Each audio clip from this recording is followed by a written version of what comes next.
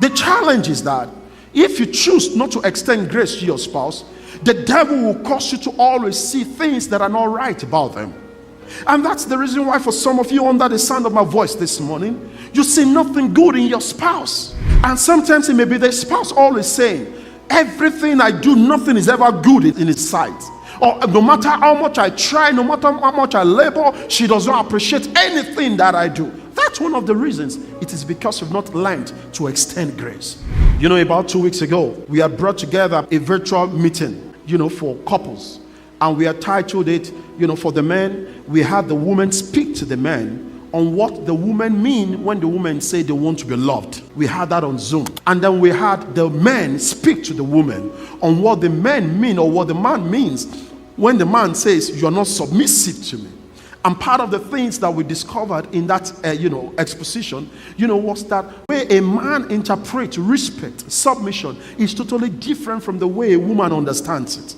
We also saw in that same meeting that the way a woman receives love or interprets love is different from the way a man sees it. A woman loving you can be as simple as just you being domesticated, just helping out around the house, just helping with some house chores, just doing some cleaning, or helping in the kitchen, or bathing the kids and not leaving the kids, the woman alone. It can be as simple as that.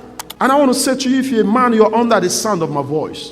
Because what God has asked you to do is to love your own wife. He says, as Christ loves the church. The love Jesus has for you, it is not conditional. In same way, you cannot, as one that has the life of Christ in him, wants to make the love you shower on your spouse conditional. So you love when she's good, when she's following your instructions, or when she's cooperating with you, and you don't when she's not. In same way to the woman, you cannot choose to make your submission dependent. Respect is reciprocal. If you want me to respect you, you've got to respect me. That's not what the word of the Lord says. One of the things you must understand is that whenever you choose to extend grace to your spouse, you are not necessarily doing the other person a favor. You are obeying the Lord's instruction.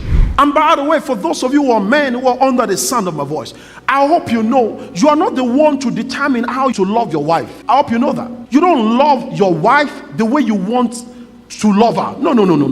You ask her, how do you want to be loved? Let her tell you. Otherwise, we still have on our social media platforms right now 5 love language tests. In case you haven't done it before, maybe it's your first year in Lofty Heights, it's still there. Visit any of our social media handles after service right now. You see it there, 5 love language tests. Otherwise, if you don't understand that, you should ask them what love means to them and how they want to be loved. You can be going to buy the best gift in the world, and she will still be telling everybody that cares to listen, he doesn't love me. Extending grace to your spouse.